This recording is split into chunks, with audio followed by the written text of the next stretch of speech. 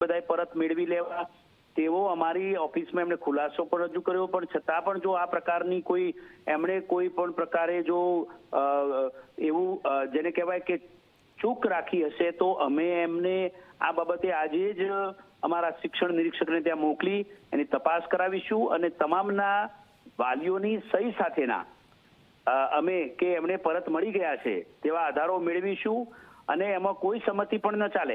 વાલી એવી રીતે કોઈ વાલીઓથી ડોનેશન મેળવીને એસી સ્કૂલમાં ના લગાડાય, આવું અમે સ્પષ્ટ છીએ અને એના માટે અમે ચોક્કસ કાર્યવાહી કરીશું અને દંડ કરવો પડશે. રોહિતજી, અત્યારે અમારા સંવાદદાતા સપના શર્મા ત્યાં શાળાએ જ છે અને ત્યાં આખી જે પરિસ્થિતિ છે તેના વિશે પણ તમારી સાથે વાત કરવા માંગે છે. આપણી સાથે તે પણ જોડાયેલા છે. સપના,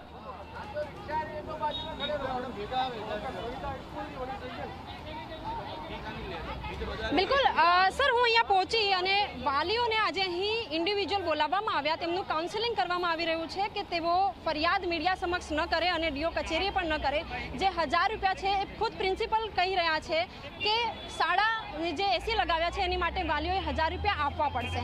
તો અચાનક આ રીતે 1000 રૂપિયા ઉઘરાવવું, અને અગાઉ આપણે નોટિસ પણ આપી હતી પરંતુ એ નોટિસનો શાળા ઉપર કોઈ અસર ન થઈ અને એટલા જ માટે આજે ફરીથી વાલીઓને શાળામાં બોલાવવામાં આવ્યા અને 1000 રૂપિયા માંગવામાં આવ્યા. સર, બિલકુલ ના ચાલે. શિક્ષણ નિરીક્ષકને હું આ બાબતે તપાસ આપું છું અને તાત્કાલિક આ બાબતની ઘટનાનો અહેવાલ મંગાવું છું અને એમાં જે કંઈ આવશે તેના પ્રમાણે કાર્યવાહી કરીશું. કારણ કે એવું લોકોએ અમને એવી બાબત એ વખતે કહી હતી કે નોટિસ બોર્ડ ઉપર પણ મૂકી દીધું છે અને એનો ફોટો પણ અમને મોકલ્યો હતો. વાલીઓને પણ જણાવી દીધું હતું કે તમારે પરત લઈ લેવાના રહેશે. એ પ્રકારનું આખું જે એમનું જે વાલીઓ સુધીનું જે કોમ્યુનિકેશન થયું છે તે પણ અમને જણાવેલું હતું.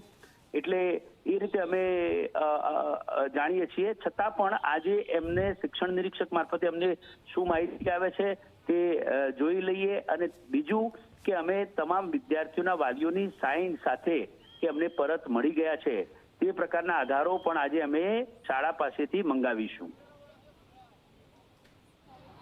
જી રોહિતજી, સૌથી મોટી વાત અહીંયા એ જ થઈ રહી છે કે જ્યારે આ નોટિસને પણ આ લોકો અવગણી રહ્યા છે એટલે કેટલી હદે દાદાગીરી ચલાવી રહ્યા છે. અગાઉ પણ અનેક કિસ્સાઓ સામે આવ્યા કે જેમાં સ્વેટર માટે શાળા સંચાલકો મનમાની કરે છે, સ્વેટર માટે પૈસા ઉઘરાવે છે, આરટી અંતર્ગતના જે વિદ્યાર્થીઓ છે તેમની સાથે ભેદભાવના કિસ્સાઓ પ્રકાશમાં આવી ચૂક્યા છે. અને ફરી હવે આ કિસ્સો કે શાળામાં તમે સુવિધા આપો છો વિદ્યાર્થીઓને તો સુવિધા માટેના પૈસા વાલીઓ પાસે ઉઘરાવવા એ કેટલું યોગ્ય?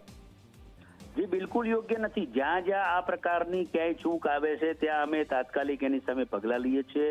ક્યાંય આરટીનું હોય તો તેના માટે પણ એની સામે એ શાળાને તાત્કાલિક અસરથી જ્યાં તે ચૂક હોય, અમદાવાદમાં 2000 શાળાઓ છે, પણ કોઈ પણ વાલી કે વિદ્યાર્થી કે સંચાલક અમને સીધો સંપર્ક કરી શકે છે. અમારી હેલ્પલાઇન પણ ચલાવીએ છીએ, સારથી હેલ્પલાઇન. એટલે અમે આ પ્રકારની કોઈ પણ ફરિયાદ આવે છે તેને તાત્કાલિક નિકાલ લાવીએ છીએ. અહીંયા પણ આ પ્રકારની જે આપના માધ્યમથી જે અમને આ જાણવા મળ્યું તો એના માટે અમે શિક્ષણ નિરીક્ષકને તાત્કાલિક અહીંયા ત્યાં મોકલી ચૂક્યા છીએ. એના આદેશ કર્યો છે કે આનો હકીકતલક્ષી અહેવાલ અમને તાત્કાલિક જણાવે.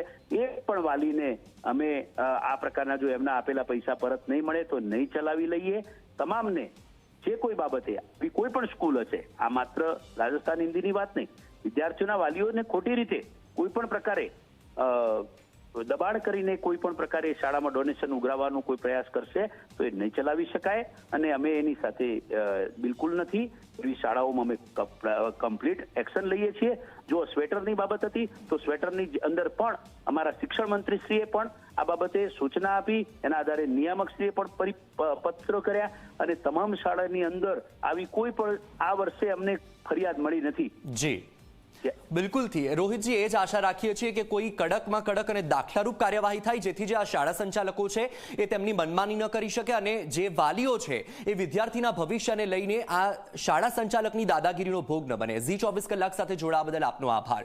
તો તમે સાંભળ્યું કે આપણી સાથે ડીઈઓ ફોનલાઈન પર જોડાયા હતા અને તેમણે પણ કહ્યું છે કે અમે અમારા જે અધિકારીઓ છે તેમને તપાસના આદેશ આપી દીધા છે. ઝી 24 કલાકના અહેવાલની ડીઈઓએ ગંભીર નોંધ લીધી છે કારણ કે રાજસ્થાન સ્કૂલ જે રીતે દાદાગીરી કરી રહી છે, ડીઈઓએ કહ્યું કે અમે અગાઉ પણ શાળાને નોટિસ આપી હતી અને રાજસ્થાન સ્કૂલ આવું ન કરી શકે. કારણ કે જે રીતે આ સ્કૂલ દાદાગીરી કરી રહી છે, વાલીઓ પાસે 1000 રૂપિયા માંગી રહી છે, હવે ઝી 24 કલાકના અહેવાલ બાદ ડીઓએ તપાસના આદેશ આપી દીધા છે. રાજસ્થાન સ્કૂલ સામે કડકમાં કડક કાર્યવાહી કરવામાં આવશે. ઝી 24 કલાકે અહેવાલ પ્રસારિત કર્યો અને તેની ગંભીર નોંધ લેવાઈ છે. ડીઓએ અપીલ કરી રાજસ્થાન સ્કૂલને એસીના રૂપિયા ન આપવા માટે, અને જે વાલીઓએ પૈસા આપી દીધા હશે તેને પણ શાળાએ પરત ચૂકવવા પડશે. ડીઓએ કહ્યું કે અમે અગાઉ પણ શાળાને નોટિસ આપી હતી.